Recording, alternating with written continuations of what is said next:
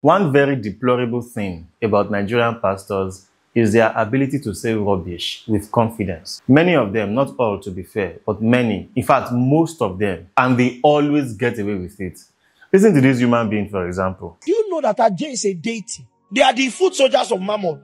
And so when a believer says Ajay wow, and then say Ami, it's like inviting Satan to your business. In redemption, you have no fellowship with Ajay. Meanwhile, Ajay has made a return into the environment. Ajay is the restoration of a system. Think of it. So you carried Igba in the name of the Lord, and Ajay comes like a bird. He comes to peck it. Can you tap your neighbor, wake up? This is good speech with lack of knowledge. Very empty, very shallow. It is Africans like this that give you the perfect picture of how very successful colonialism was. Look at this human being demonizing his own culture just because he wants to sound deep. Okay, what is Ajay? Ajay is just a normal Yoruba word, a neutral Yoruba word that means success. It means commerce, trade, money, wealth, abundance, and what have you. Now, the Yoruba culture is very peculiar, very unique. One of the many peculiarities of being Yoruba is that Yoruba is a language, it is a culture, and also a religion. I can't ask for your religion, for instance, and you will say your religion is English, or French, or German. But you can ask a Yoruba person for their religion, and they will say their religion is the Yoruba religion. Because just as there is a language side of Yoruba, there is also the culture and tradition aspect, and there is also the religious aspect of it. In this Yoruba spirituality, there is a deity in charge of trade, in charge of commerce. This deity is now called the deity of Ajay, because Ajay is already a Yoruba word. It's already a normal Yoruba word that simply means wealth, money, commerce, and all of that. It is not the religion that produced the word. The word was already existing, and so the religious aspect made use of it. If a person's job takes them far away, for instance, the Yoruba people would say, Oshoro Ajay lo. Does that mean that person has gone to bow down to the deity of Ajay? If we are to go with these human beings' weird logic, it means that we should even stop using the words Ile or Omi, because in the Yoruba religion, these are deities too. That is how you know you need common sense, because Ile is just the Yoruba word for earth. Omi is the Yoruba word for water.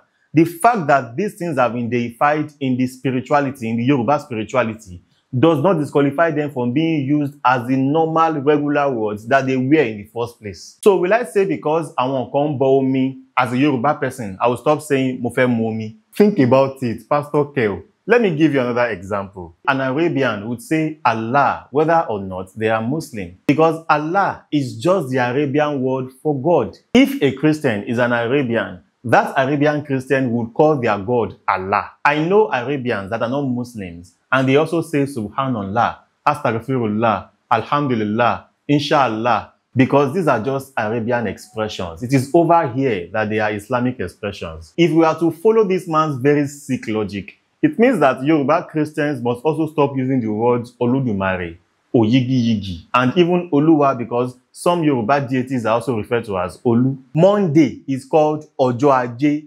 Does this mean this is the day that Ajay is worshipped? Monday is a day globally respected as the day of trading, the day of commerce, the day when business resumes after a short break known as the weekend. And therefore, the Yoruba wisely named this day after the Yoruba word for commerce, the Yoruba word for trade, for money, for wealth. They call it Ojo Ajay, because Ajay is just a normal Yoruba word to be used normally. How, for crying out loud, did you arrive at the conclusion that Ajiabubaje is a demonic expression? How did you link Ajiawa to Satan?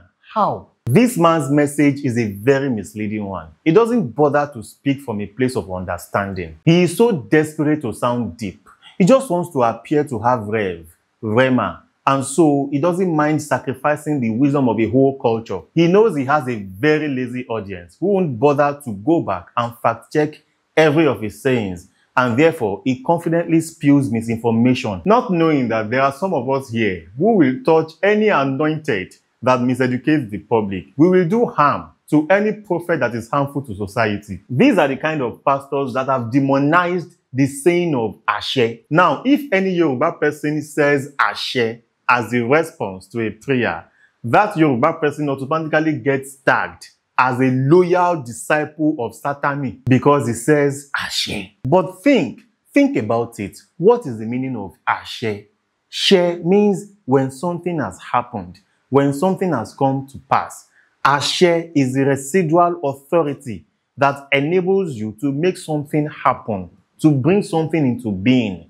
Ashe ló ń jẹ́ kí nǹkan ṣẹ. So when I say Ashe, how is that linked to anything demonic? It is just language. It is just a word. If I say Ashe in the front of this man now, you would have to do deliverance for me because I've got to have legions of demons in me. Abba, you can be Christian and be a normal, right-thinking, common-sensical Yoruba at the same time. We are Yoruba. These seeds of bigotry will not germinate on this land. We are Yoruba. We know how to be Muslim or Christian or traditionalist without harming our beautiful heritage or doing any harm to our culture of intellection. Pastor Kev, take your seeds of bigotry and plant them on another land.